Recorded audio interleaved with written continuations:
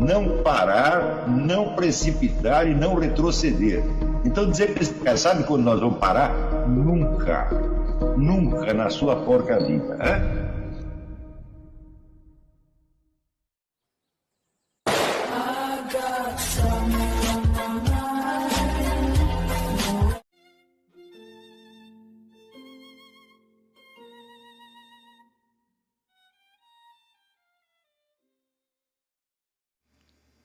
E aí pessoal, tranquilo? Então vem aqui antes do vídeo começar, pedir para vocês se inscreverem, quem não for inscrito, compartilhar, curtir, comentar. Quem puder seja membro do canal, que isso ajuda bastante. Tem também o link do Apoia-se. Quem puder ajudar nosso canal e apoiar financeiramente vai ser muito bem-vindo.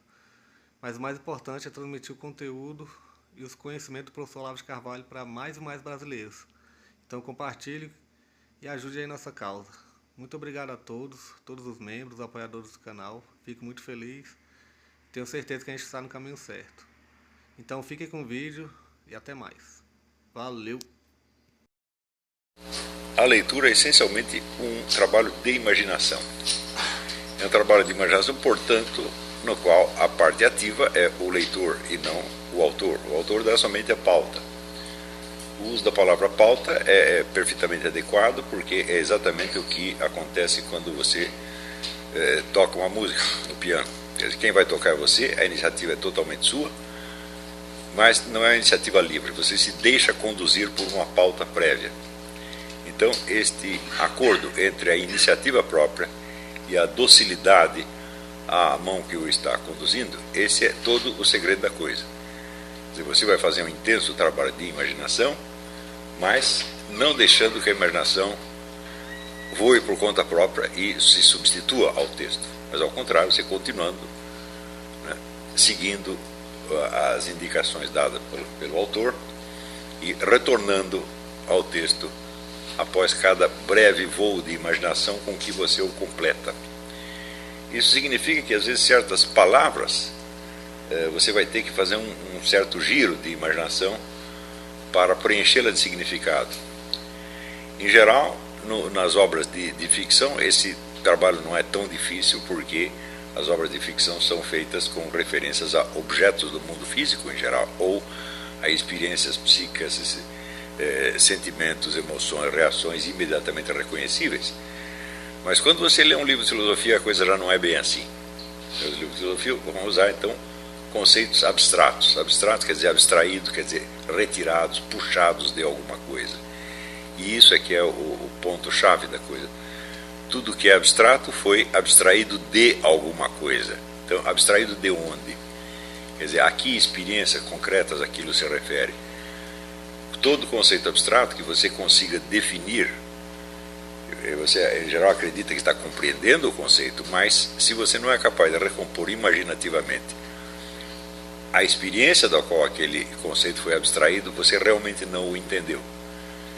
Então, isso quer dizer que às vezes a leitura de um livro de filosofia requer mais esforço de imaginação do que a leitura de um livro de ficção ou de uma peça de teatro. Então, vamos dizer, esta eu acredito que talvez seja a maior deficiência que eu encontrei no ensino de filosofia em toda parte. Quer dizer, tanto o professor quanto os alunos, eles se situam num certo nível de abstração e não baixam daí para, né, as realidades concretas. Resultado, os conceitos abstratos, eles, como você não tem a raiz concreta, fática de onde eles saíram, eles próprios parecem adquirir a consistência de fatos e de coisas do mundo real. Então você está lidando com fantasmagorias. Por exemplo, você está lendo lá no Kant e você topa com a palavra transcendental. Muito bem, você lê a definição do que é o transcendental e você acredita que conheceu. Agora, você já observou algum aspecto transcendental na sua própria mente? O transcendental define-se como aquilo que é anterior à experiência, né? Que de certo modo determina o quadro da experiência, mas que só aparece para nós no curso da experiência.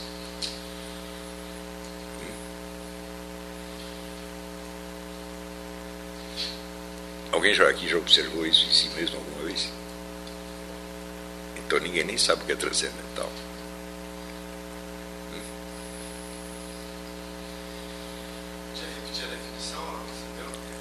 Transcendental é algo que é anterior à experiência e que, de certo modo, molda o quadro da experiência possível, mas que só aparece para nós no curso da experiência, da própria experiência. Então, todo estudante de filosofia sabe o que é isso. Agora, se você pedir, me dá um exemplo de transcendental, que você tenha observado em você mesmo, ninguém tem. Então, ninguém sabe o que é o transcendental. Você tem apenas uma, vamos dizer, uma definição nominal. Mas quando Kant falava no transcendental, ele não estava criando um conceito convencional, cujo conteúdo consistisse apenas de palavras. Ele estava se referindo a um fenômeno que para ele existia efetivamente, algo que existia na realidade da nossa experiência.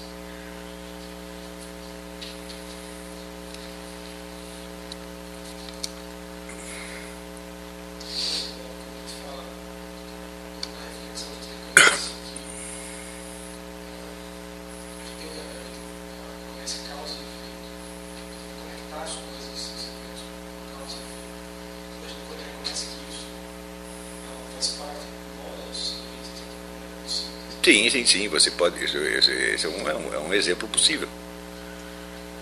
Você diz que tal coisa foi causa da outra, né? Mas de onde você tirou essa noção de causa? Certamente não foi da própria experiência. Então é algo que você sabia antes de qualquer experiência e que molda a possibilidade de você ter uma experiência. Também a própria noção de identidade. Identidade e semelhança, por exemplo. Você é capaz de reconhecer semelhanças. Se não fosse, não seria capaz de pensar. Mas todas essas capacidades, elas já estavam em você, sempre estiveram. Elas são a condição para que você tenha experiência. Não é possível que você tenha que aprender tudo isso da própria experiência. Não é isso? Então, a noção de, vamos dizer, de antes e depois.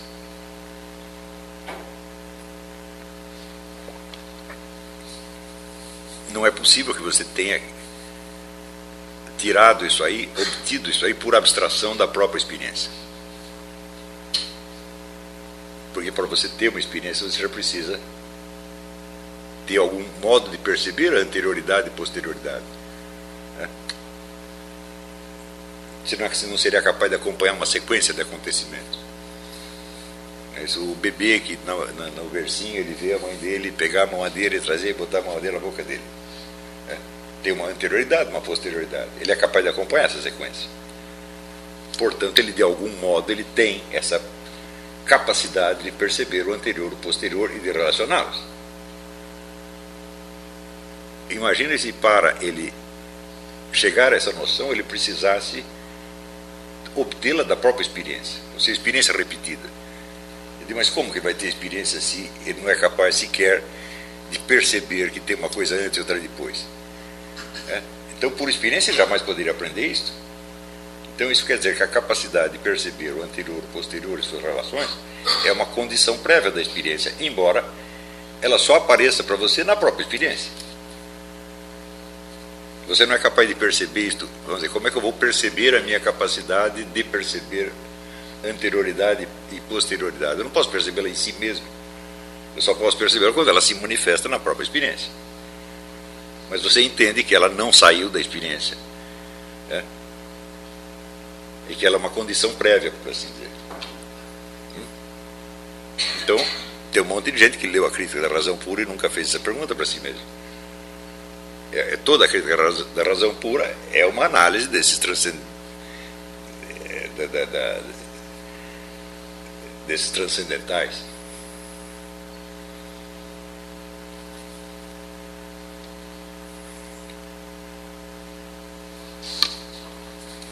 Está entendendo? E assim, milhares de conceitos filosóficos.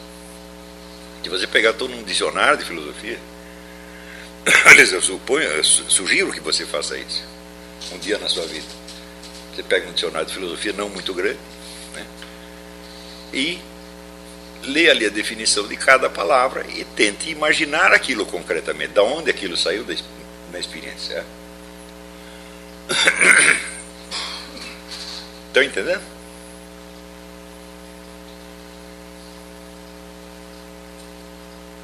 Então isso quer dizer que o trabalho de imaginação requerido por uma obra filosófica, ele é mais intenso. Por quê? Porque você só tem os conceitos abstratos, a não ser que o filósofo seja gentil o suficiente, né, para dar exemplos concretos e facilitar para você o trabalho de abstração, mas não é obrigação dele fazer isso. Ele pode ser, alguns filósofos são escritores excelentes e têm uma capacidade de expressão plástica extraordinária, como Henri Bergson ou José Ortega y Gasset, mas nem todos têm isso, e não faz parte do serviço deles, eles não estão aí para explicar tudo desde o começo. Um filósofo, em princípio, ele está falando para outros filósofos, para estudantes de filosofia, tá certo? E a não ser que você pegue também livros de filosofia que foram escritos para estudantes mais elementares. Os livros de Alain, por exemplo, Émile Chartier, ele é professor de estudos de escola secundária. Então aí você tem uma certa ajudinha.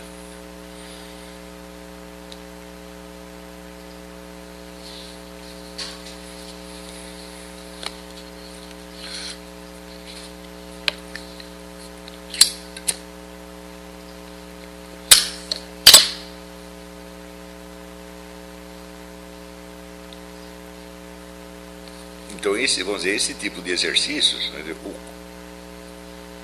o começo do ensino da filosofia deveria consistir em uma série de exercícios desse tipo. Muitas vezes, nas aulas, é isso que eu estou fazendo. Eu pego ideias gerais e vou puxando casos da experiência concreta que os exemplificam, que os manifestam. E depois eu volto a raciocinar em função daquele conceito abstrato. Mas eu nunca vi, na verdade, eu nunca vi ninguém que compreendesse assim os livros de filosofia.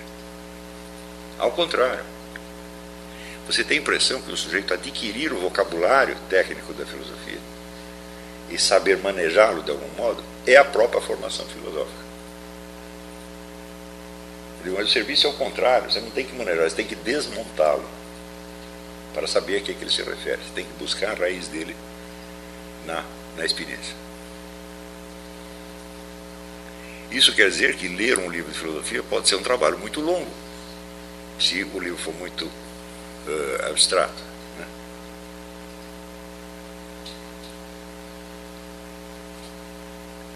Se você pegar ali no meu próprio site, você tem a transcrição de um curso. A transcrição está muito mal feita, mas é o que tem. Um curso que eu dei sobre o começo da introdução do Edmundo Husserl às investigações filosóficas, às investigações lógicas, né? Que é um livro escrito em altíssimo nível de abstração, onde você não tem um exemplo concreto de nada, você não tem uma palavra concreta ali, só palavra abstrata. Então, o curso se prolongou por 8 meses para ler aqui umas 40 páginas, né? Mas as 40 páginas foram aprendidas e as pessoas que assistiram o curso hoje já sabem do que Edmundo Husserl estava falando. Então, você pegar os professores de filosofia e os espremer para que eles expliquem isso aí, eles não, em geral não conseguem. Porque também você não tem a ideia de que uma obra de filosofia é, no fim das contas, um tipo específico de obra literária. Isso. Quer dizer, ele tem os seus problemas de expressão peculiares, os seus problemas de construção do texto, como qualquer outro livro. E como, em geral, os neguinhos não têm formação literária antes de adquirir a formação filosófica, eles se acostumam com a linguagem filosófica como se fosse a única existente.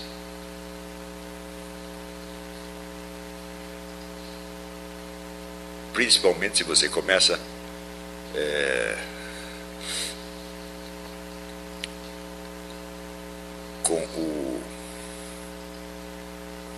se você começa a estudar filosofia analítica, por exemplo, ela concede uma boa parte do seu tempo à análise da linguagem, mas é uma análise que visa a precisão dos conceitos, né? Então é um trabalho oposto ao que eu estou dizendo aqui. Eu não estou dizendo você criar conceitos mais elaborados e mais precisos, tá certo? Eu estou falando de você dissolver os conceitos na sua raiz de experiência, onde evidentemente esses conceitos às vezes se tornam mais confusos do que eram, mas porém mais próximos da realidade. A coisa mais fácil é você construir um conceito preciso quando você está inventando aquilo de que você fala. Por exemplo, no seu livro sobre Spinoza, Alain dá um exemplo de como se faz isso aí. Ele diz: eu quero dar o conceito do círculo, e então eu vou construir esse conceito. Quer dizer, em vez de abstrair, pegar formas circulares que eu observei e tentar abstrair delas suas características comuns, eu vou fazer o contrário, vou construir o conceito. Então, como é que eu faço? Eu pego um segmento de reta, ponho na vertical, marco um ponto, e com o compasso traço um semicírculo. Em seguida, imagina esse semicírculo virando. Pronto, eu tenho uma esfera. Construí a esfera. Esse conceito é altamente preciso, ele não falha. Não é isso? Só que é uma coisa que só existe na nossa mente. Então, quando você está lidando com conceitos construídos, você pode chegar a altíssimo nível de precisão. Mas qual é a raiz disso na experiência real? Mas se você pega, por exemplo, os conceitos da geometria, os conceitos de geometria elementar, são todos conceitos construídos, né? Esse conceito de ponto, reta, plano. Então, por isso é que consegue ficar tão claro. Tão claro porque ele não tem o confronto com a complexidade do real. É uma construção da nossa mente. Mas, então, eu acho até engraçado que a filosofia analítica se chama analítica, porque ela não é tão analítica, ela é mais construtivista. Depois você pegar toda a lógica simbólica, o que é a lógica simbólica? É uma construção.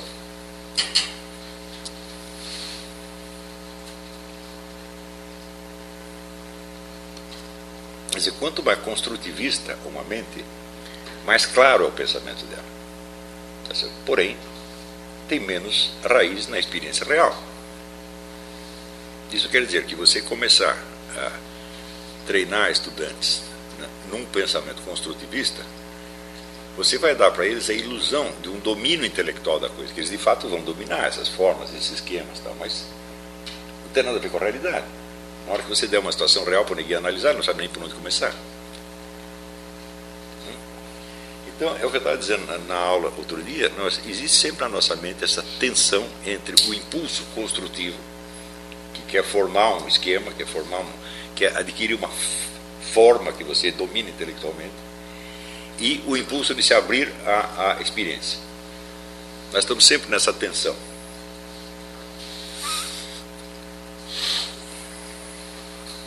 Então, do mesmo modo, quando você lê um texto qualquer, mesmo que seja um poema, por exemplo, o poema tem uma forma, evidentemente, ele é um todo acabado. Não é isso? Mas esse todo acabado, ele se refere, vamos dizer, a percepções, a emoções, a experiências que não são todos acabados, que estão em aberto. Então isso quer dizer que um mesmo poema lido por 1000 pessoas, ele pode suscitar emoções enormemente diferentes, né, que estarão unidas, estarão coeridas umas às outras, apenas pela forma do poema. Quer dizer, uma forma que será preenchida com inumeráveis conteúdos diferentes, e foi feito para isso mesmo. Mas quando a Suzanne Langer diz que um símbolo é a matriz de intelecções, bom, o símbolo permanece o mesmo, ele tem uma forma, não é isso? Mas as intelecções são inumeráveis. E existe entre elas um fio de analogia, uma coisa se parece com a outra apenas. Então, o segredo no aprendizado da filosofia é exatamente você nunca abandonar essa tensão entre esses dois polos, nunca você se entregar a um completamente e nem ao outro. E por um lado, é claro, por exemplo, nós queremos criar uma opinião, e portanto a opinião tem que se expressar numa sentença, não é isso? E a sentença vai ser um todo fechado, não é isso? Mas as coisas, as experiências, os elementos reais de onde você tirou isso, não estão encerrados nessa sentença, eles têm outros aspectos também.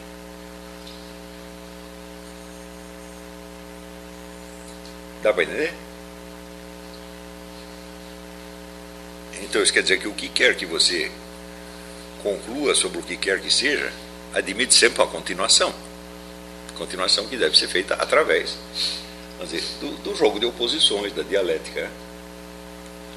Daí a absoluta necessidade de você, para cada livro que você está lendo, você se deixar conduzir pelo autor, mas depois você lê outro livro que vai te conduzir para outro lugar. Está entendendo? E esse deixar-se conduzir, como eu digo, não é totalmente passivo, assim como a execução de uma música para piano não é passiva. O pianista vai ter que ele mesmo tocar. A partitura não vai se tocar por si mesma.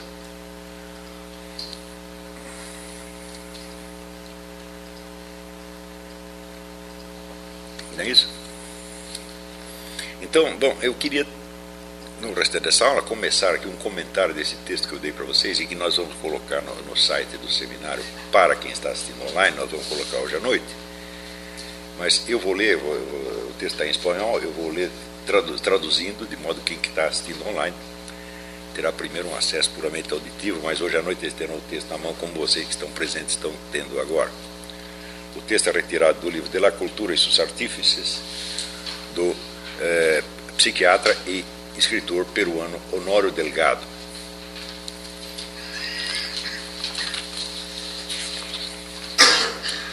Quer dizer, só pela leitura deste ensaio ou deste livro, se vocês o encontrarem, vocês terão a ideia, vamos dizer, da altitude do debate intelectual na América Latina, digamos uns 50, 60 anos atrás, né?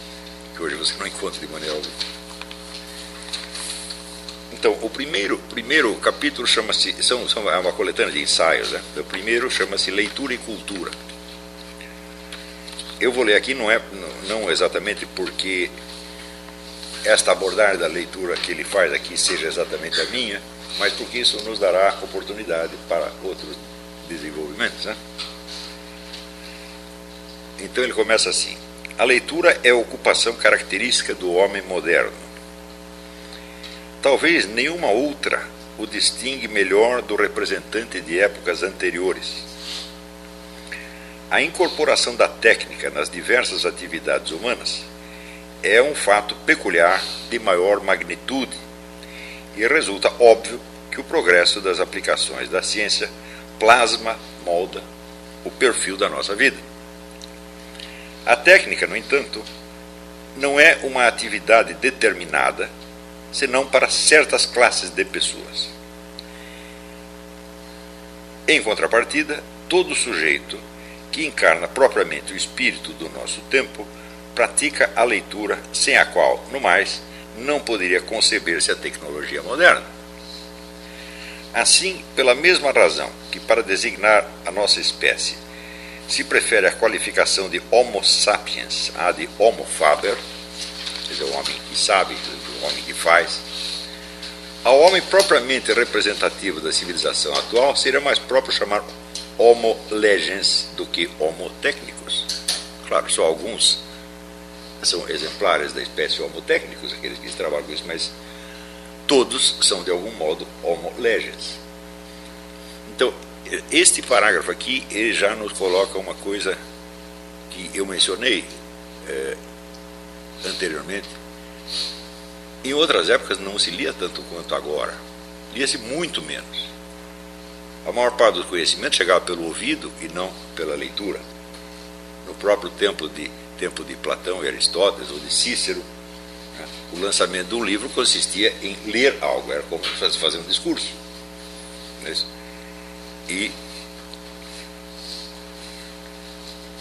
isso quer dizer que o leitor, o estudante de outras épocas, ele tinha que ter um esforço de memória enormemente maior do que hoje. esse já é um pequeno problema que nós temos. Eu conheci um antropólogo que ele estava numa tribo de índios fazendo entrevistas, né, e toda hora ele lia com o caderninho e perguntava coisa para os índios, né? E daí uma hora o índio falou assim para ele: eu nunca vi ninguém anotar tanto quanto você e esquecer tanto quanto você. Então, quer dizer, o simples fato de anotar é uma permissão para você esquecer.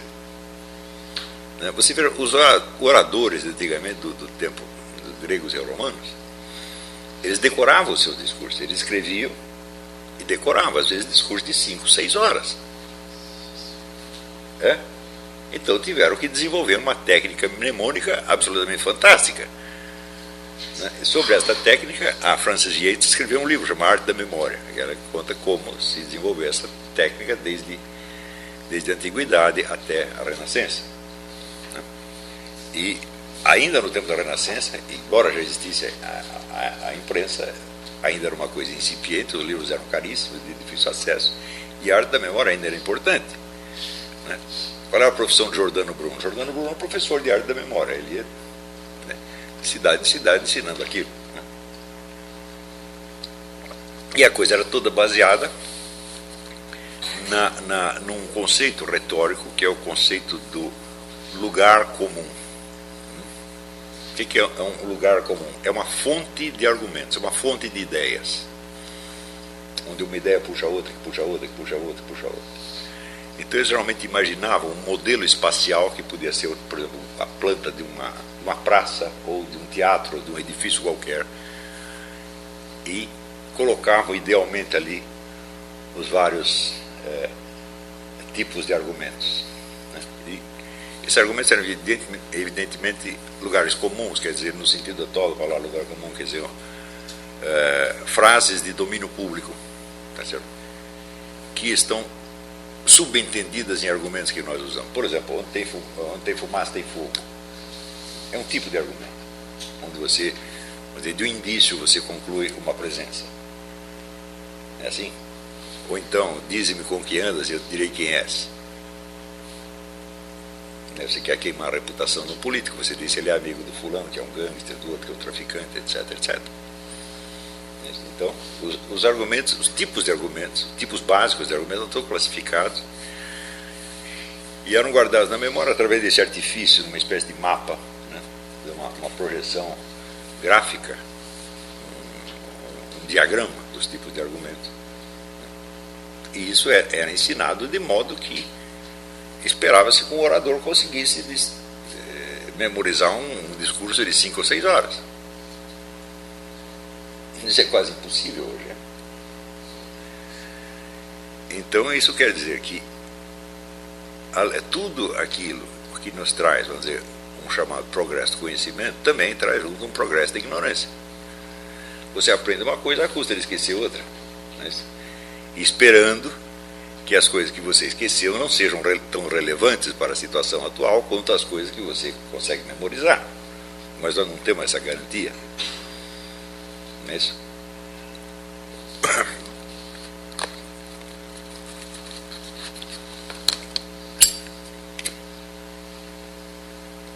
Se nós formos escavar, vamos dizer, todas as ideias importantes, descobertas importantes que foram perdidas e que às vezes são recuperadas depois de 2000 anos, você vai ver que é uma grandeza. O próprio Neureus da teoria dos 4 discursos, falei, eu não descobri nada, estava tudo em Aristóteles, só que para os alunos de Aristóteles aquilo deveria estar óbvio. Não é isso? Só que se perdeu.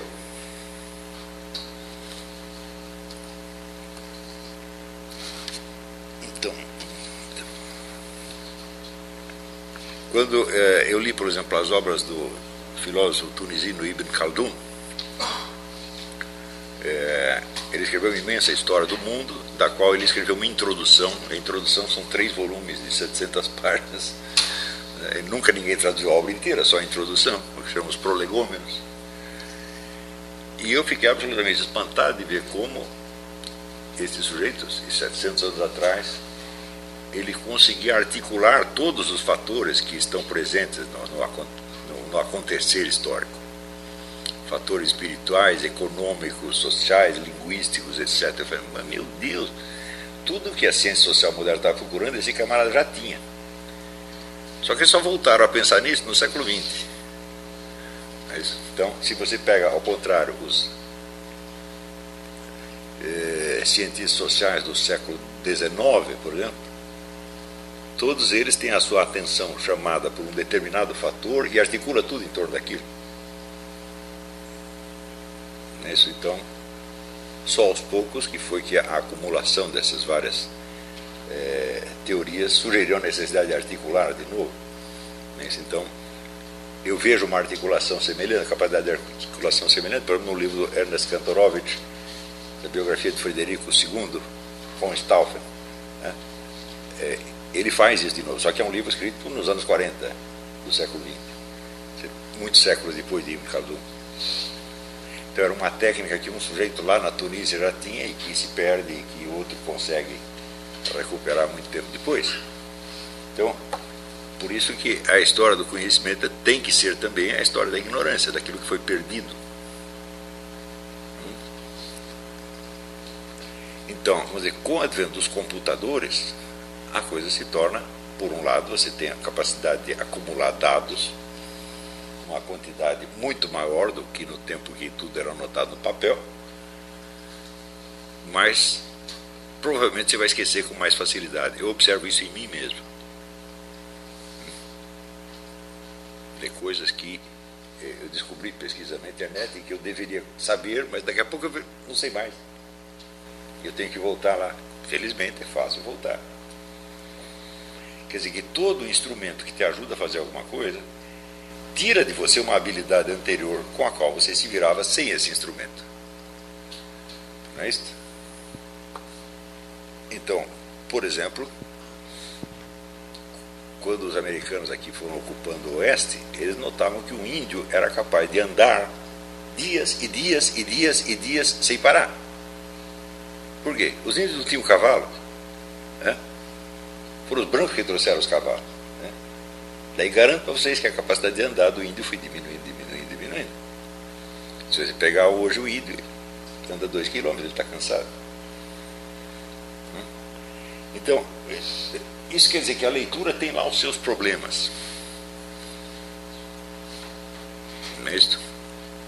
E você ganharia muito se, em vez de confiar muito na leitura, você também puxasse pela memória. Né? Por isso que naquela famosa prece do estudante, Santo Tomás de Aquino pede a Deus a capacidade de se concentrar para entender e a capacidade de reter. Daí um conselho que eu dou para você: nunca leia nada que você não pretenda guardar na memória para sempre. E se é para esquecer daqui a pouco, para que ler? Não é assim? Então isso quer dizer, evidentemente, ler menos, né? E ler somente coisas que lhe pareçam ser suficientemente valiosas para ser guardadas na memória. Eu tenho coisas que eu li 40, 50 anos atrás, então claríssimas. Tem coisas que eu li a semana passada, já esqueci. Sobretudo notícias de jornal. E esse é um dos meus maiores problemas no comentário jornalístico. Você cita notícias, mas que você não lembra mais onde você leu. Toda semana acontece isso. A pessoa, cadê a fonte? Cadê a fonte? Eu já perdi, você vai procurar você mesmo, entendeu? Mas coisas que são verdadeiramente valiosas, vamos dizer, elas se incorporam em você como certos trajetos de imaginação que você pode repetir e repetir e repetir cada vez, variando mais e enriquecendo mais. Certas imagens literárias que vão lhe ocorrer milhões de vezes para lançar luz sobre alguma situação vivida. Então você tem um repertório dessas imagens, né? Isso faz parte da criação da sua personalidade. Isso, evidentemente, é mais importante do que qualquer, aspas, técnica de leitura. Não que eu despreze as técnicas de leitura, mas as técnicas são apenas o como, e o como se baseia num porquê ou num para quê. Quer dizer, tudo depende da motivação com que você está lendo. Se a motivação é realmente guardar isso para sempre, dizer, não, isso aqui é vitalmente importante para mim. Então eu incorporo aquilo no meu modo de ser. Certos parágrafos que você lê que você não vai esquecer nunca mais, como ontem eu mencionei o negócio do Aristóteles, de Deus como noesis, noésios, consciência da consciência. É uma coisa que impacta em você e nunca mais você esquece.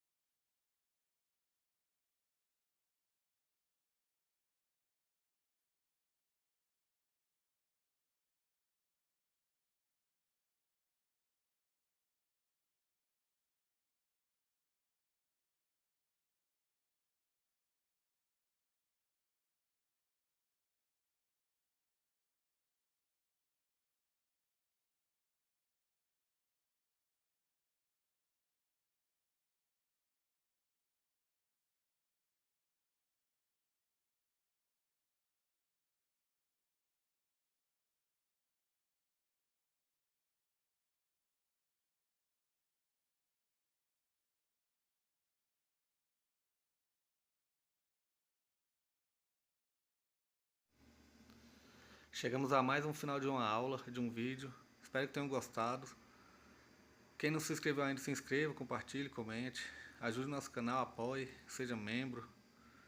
E ajude o nosso canal a chegar a cada dia a mais brasileiros que precisam muito do conhecimento do professor Olavo de Carvalho. Então é isso aí, fique com Deus, até o próximo. Valeu! Então é isso aí, pessoal. Que é o nosso canal. Que são alguns livros que eu já li. A maioria foi doação, mas alguns eu adquiri, professor Olavo de Carvalho. Alguns livros se perderam aí que eu emprestei, professor Alexandre Costa, a Bíblia Sagrada. 10 lições sobre Karl Marx. Indico a não ler esse livro, que é muito ruim mesmo. Alguns pensadores aqui que realmente, como o professor Olavo de Carvalho disse, não são pensadores. Valeu, tamo junto aí. Apoie nosso canal, seja membro.